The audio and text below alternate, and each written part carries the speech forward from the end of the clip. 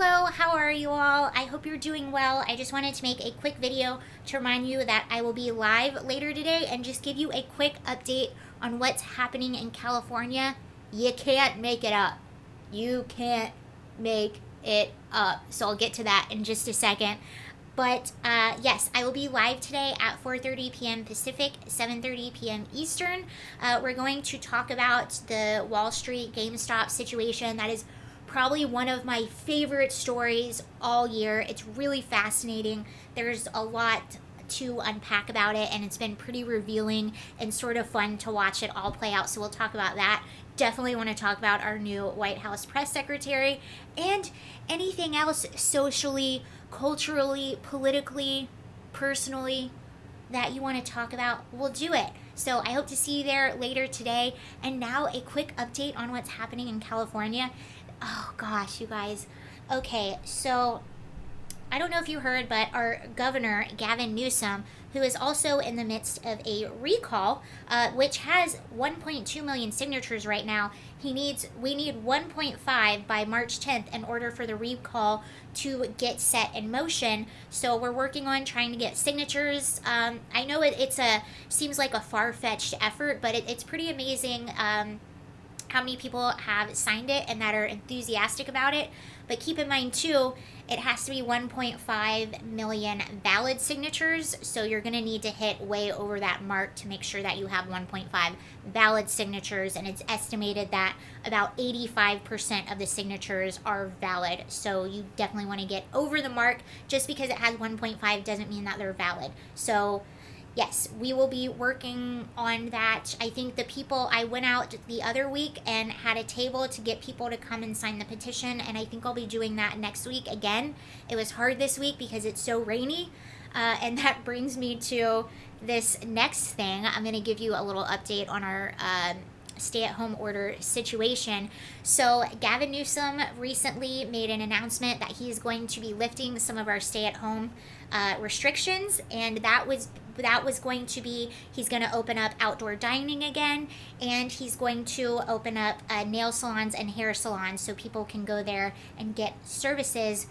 And that was supposed to take into effect today. So today was supposed to be the first day that outdoor dining was open again, and everyone was really excited. And then two things happened. The first thing, we are having just epic rain right now in California.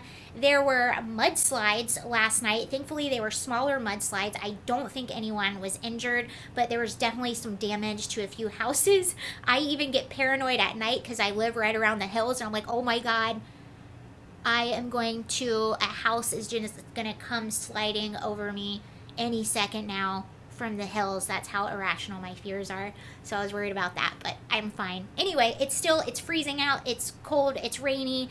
Ironically, on the same day that these outdoor dining areas were supposed to be open again. So that's a bummer. But listen to this.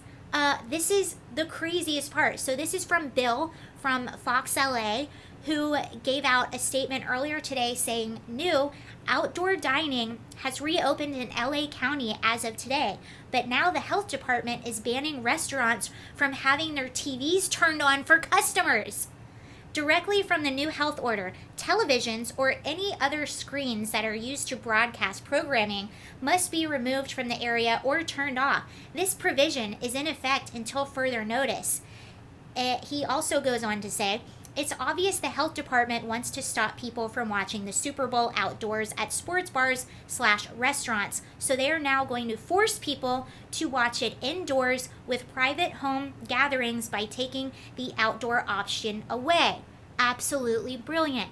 And as we know, only about 4% of cases come from restaurants or outdoor dining. A lot of them come from people home in these close quarters together where they're indoors. So it makes absolutely no sense. And the further thing about this is these poor restaurants. So they were told they had to shut down earlier or last year, so they shut down, and then they to only do takeout, and then they were told, okay, you can reopen, but you have to have outdoor seating. They spent tons of money, outdoor heaters, plexiglass, PPE, ordering new tables. Some of them like put down tarp and made the outside area really pretty so people would want to go and eat there. Spent thousands of dollars to accommodate this. They happily did it, and then they were told right before Thanksgiving, guess what? You can't have outdoor dining now either. You have to shut down. And Thanksgiving is one of the busiest weeks for a restaurant. You make so much money on Thanksgiving. So they spent all that money. They took these financial hits, and then they got another blow. Oh, now you have to close again. So they did. They closed. Just to be told a few months from now, or for a few months from then, okay, you can reopen, but guess what? Now you can't have TVs. And let me tell you something. I worked at a sports bar. Our busiest day of the year, the day that everyone wants to work, the day that everyone makes tons of money, more money than you make any other day of the year, is Super Bowl. That's your busiest day. That's when all the servers make money, the bartenders make money, the barbacks make money, the food runners make money, the restaurant makes money. This would have helped these businesses so much, and people would have been happy to go out and spend money and support them. And look at this. Now you can't even have TVs. TVs spread COVID. I didn't even know that. Guys, we need to shut down all the televisions to save lives. People sitting without TVs, okay. People sitting with TVs, not okay. Do you see the science here? This is just another psh, psh to restaurant owners, and it just makes me very angry. So thank you for letting me spread my anger to the internet and make these videos.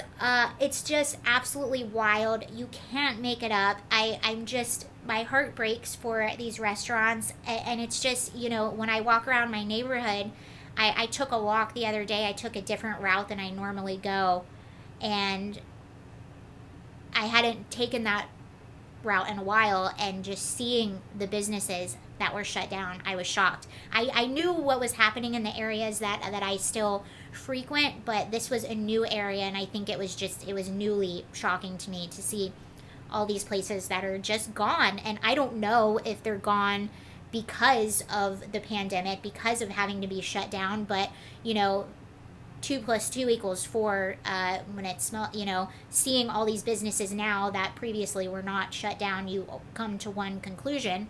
And it's sad. It's really sad. So this is not helping Gavin Newsom.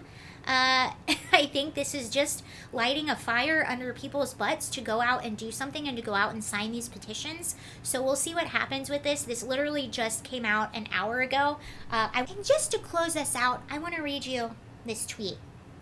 I don't know who this individual is, but I like what he had to say. I thought it was very smart. I think he should be our next leader because he seems to have a really good grasp on the type of science that is running the state of California right now. He says, there we were, seated 8 feet apart. You know what? We need music. Music. Music. Okay. Let's do this the right way. There we were, 8 feet apart, eating outdoors in a restaurant at 50% capacity, totally safe. Someone accidentally turns on the TV to a rerun of Gilligan's Island, and bam, we all get COVID. Signed, the science of Los Angeles County.